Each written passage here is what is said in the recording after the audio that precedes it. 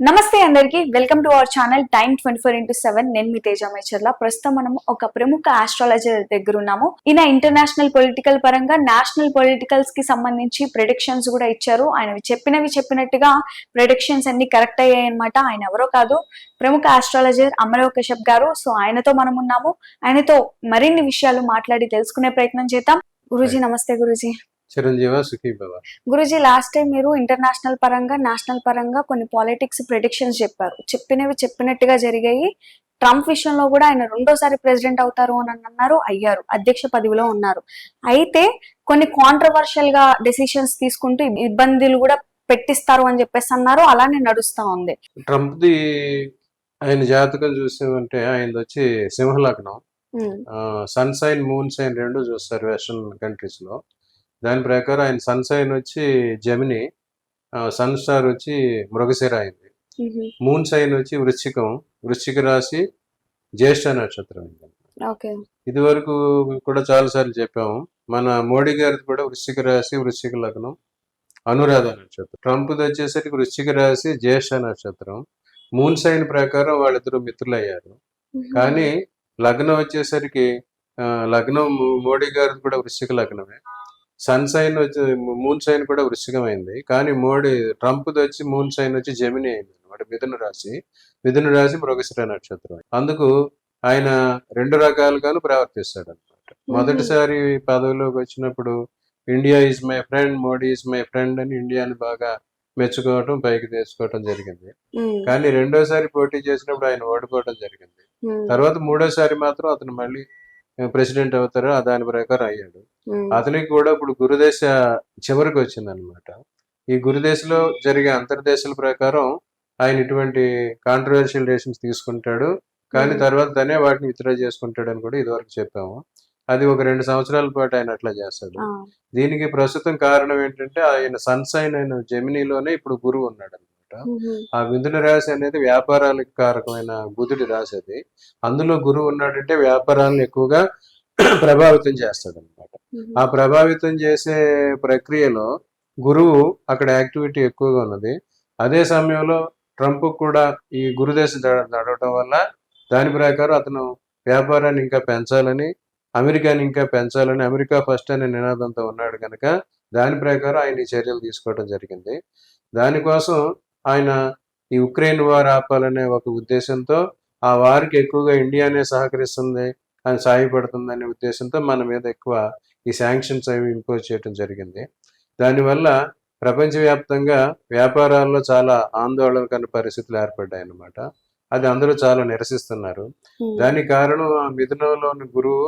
ఇంకొకటి ఏంటంటే ఈ సంవత్సరం ఉన్న గ్రహగతుల ప్రకారం ఈ విశ్వావసనామ సంవత్సరానికి అధిపతి రాజు ఏమో సూర్యుడు, అట్లాగే సేనాపతి కూడా సూర్యుడు అయ్యాడు. అందుకోసం ఈ సంవత్సరం చెప్పిన ఫలితాల్లో, విశ్వావసనామ సంవత్సర ఫలితాల్లో రూపా లోభ సమన్విత రాజ్ఞాయం పరస్పర యుద్ధం అని చెప్పారనమాట. అంటే అన్ని దేశాల నాయకులు, ప్రభువులు కూడా లోభం అంటే మాకే స్వార్థపరంగా వ్యవహరిస్తారు అనమాట. అందుకు బిజినెస్ పరంగా మా సరుకులే కొనాలి, మా దగ్గరే తీసుకోవాలి అనే లోభం ఒకటి. ఇంకోటి ఏంటంటే పరస్పర యుద్ధం. దానికోసం వాళ్ళు యుద్ధ వాతావరణాన్ని కూడా క్రియేట్ చేస్తారు. ఆ రకమైన యుద్ధ వాతావరణం ఉన్న సమయంలో ఇలా ఈ పరిస్థితుల్లో జరుగుతుంది.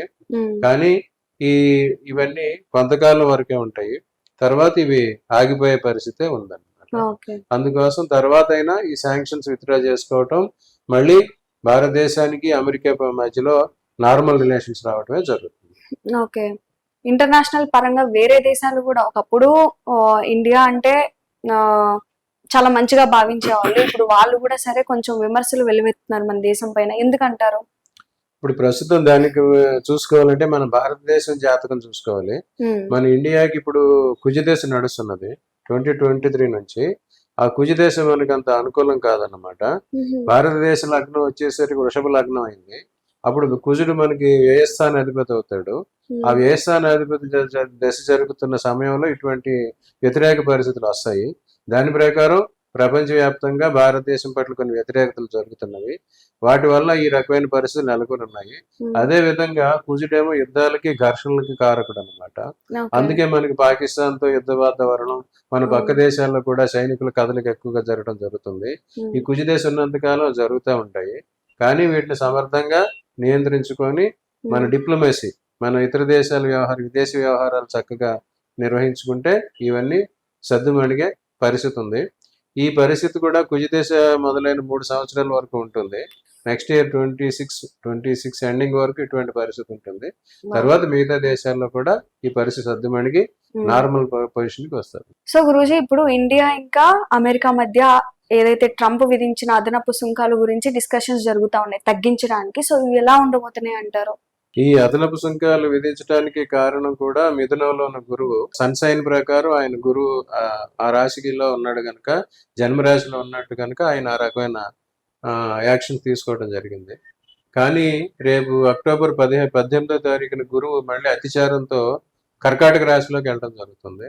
ఆ కర్కాటక రాశి అనేది న్యాచురల్ గా శుభస్థానం, గురువుకి అది ఉచ్ఛస్థానం అన్నమాట. అట్లాగే ప్రపంచంలో వ్యాపారాలు కూడా వృద్ధి చెందడానికి గురువు కారకుడు అవుతాడు, సంపద రావడానికి. అప్పుడు గురువు ఉచ్చ స్థితిలో ఉన్నప్పుడు వ్యాపార అభివృద్ధి జరగాలి కనుక అప్పుడు వీళ్ళందరికీ సంయమనం వస్తుంది. దాని ప్రకారం వచ్చే ఈ అక్టోబర్ 18 తర్వాత ఈ సుంకాల మీద వీరందరూ కలిసి ఒక అవగాహనకు రావటం, దాని ప్రకారం సుంకాలు ఏదైతే అదనపు సుంకాలు ఏదైతే విధించారో అవన్నీ తగ్గించటం, మళ్ళీ నార్మల్ పరిస్థితికి రావడం జరుగుతుంది. అక్కడ ఈ అతిచారంలో ఉన్న గురువు అక్టోబర్ 18 నుంచి డిసెంబర్ వరకు ఉంటాడు. ఆ డిసెంబర్ ఈ కాలంలో మళ్ళీ ఈ మధ్య ఇంకొక అగ్రిమెంట్, ఒప్పందాలు జరిగి దాని ప్రకారం మళ్ళీ ఈ వ్యాపార పరిస్థితులు నార్మల్ గా వచ్చే అవకాశం ఉన్నది. ఆ తర్వాత కూడా గురువు డిసెంబర్ నుంచి మళ్ళీ వెనక్కి వచ్చి మిథునంలో ఉంటాడు. మిథునంలోకి వచ్చినప్పుడు కొన్ని చిన్న చిన్న ఇటువంటి మళ్ళీ వచ్చే అవకాశం ఉంటది వేరే దేశాలతో కూడా. కానీ వచ్చే సంవత్సరం మార్చి తర్వాత ఈ గురువు కర్కాటక రాశిలోకి పూర్తిగా ప్రవేశిస్తాడు. అప్పటి నుంచి మొత్తం అన్ని పరిస్థితులు సాధారణ స్థితికి వచ్చి మళ్ళీ వ్యాపారాలు సామాన్యంగా జరుగుతాయి. Okay Guruji, thank you so much. Share చేయండి, లైక్ చేయండి, సబ్స్క్రైబ్ చేయండి. మరిన్ని వీడియోల కోసం బెల్ సింబల్ పై క్లిక్ చేయండి.